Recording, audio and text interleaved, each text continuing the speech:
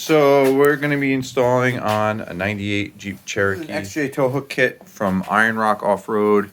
As you can see, it's got that nice support bracket that goes across the frames and these hooks. Logan does not want this little spring-loaded piece on there.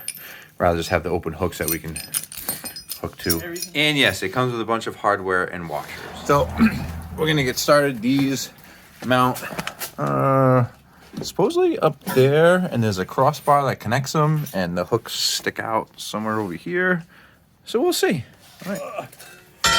So this goes, we already took the sway bars off, but we held on to the hardware. The sway bar lines up with these. There's a third threaded hole right here. And then this hole doesn't have a hole in the chassis to bolt to. So it didn't come with any instructions. Go figure. 15's on the sway bar. Yeah, I know. Which we already took out.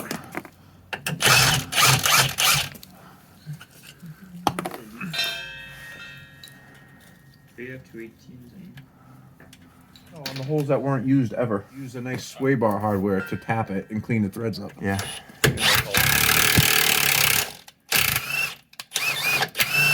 See? Okay. So now that thread is nice and clean. Just like that. So fortunately, these holes weren't that. I mean, they're rusty, but they're not terrible. One more. All right, so to take the bumper off, we're literally looking at like 3 bolts on each side, plus these two, like 8s or something. Why don't you grab? So there's a vacuum reservoir on this side. We unplugged the vacuum reservoir line to it. We got 2 8mm on the plastic corners, and then it looks like maybe 15s. 58.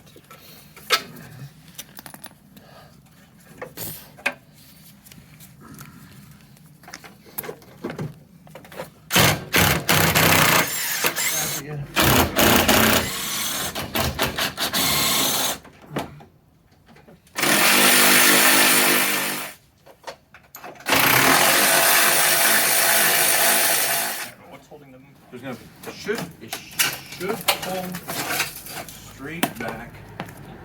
And so these little lips right here, I'm just gonna flatten it because we're gonna drill in a hole right about here.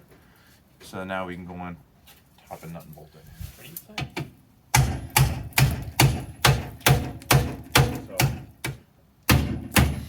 Alright. So you wanna put I'm being blinded. what's the matter? I'm being blinded. It's your light ones. They have all the ABCs on them.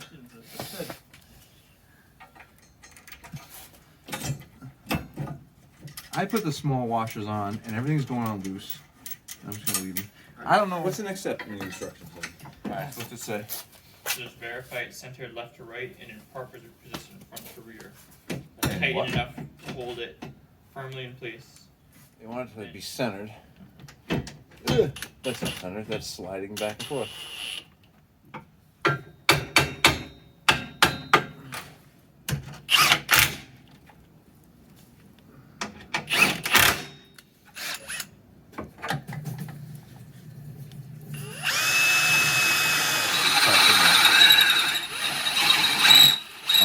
Make sure you have a metal drill bit. I don't think my own general purpose, cheap stuff.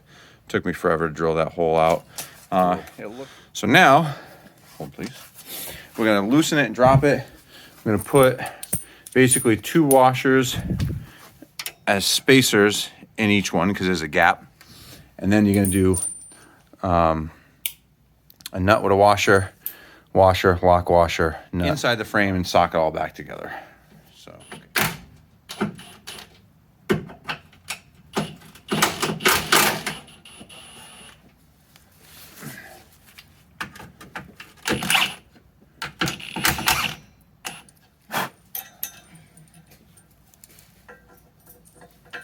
Washer.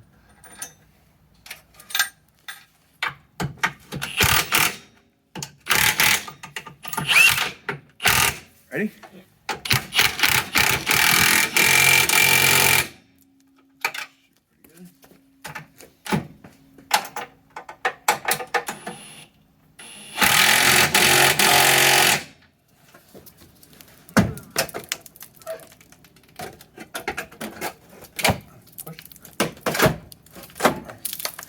just kind of.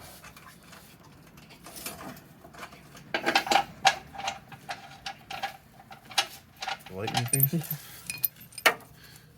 Sick. That's not. But what?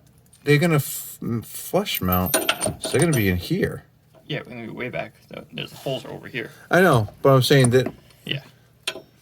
they have a nice opening up here that they're not gonna use. They're gonna be... Instead, you have to trim back here.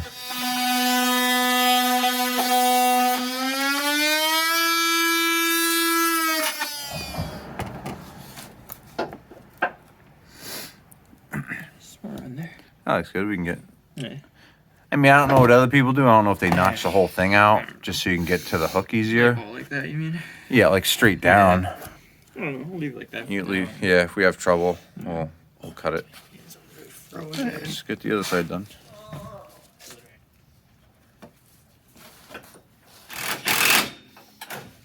Alright, so we get these done. They don't stick out very far, but it's enough. I guess that's what you want. They're a little discreet. They're not jamming out there. Form over function.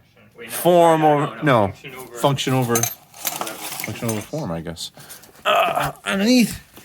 Like I said, we ended up doing the bolts on this side. These had to get cut out.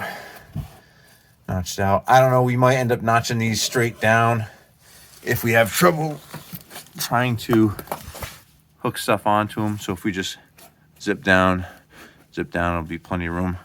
But we'll see how it goes. So that's how it comes out.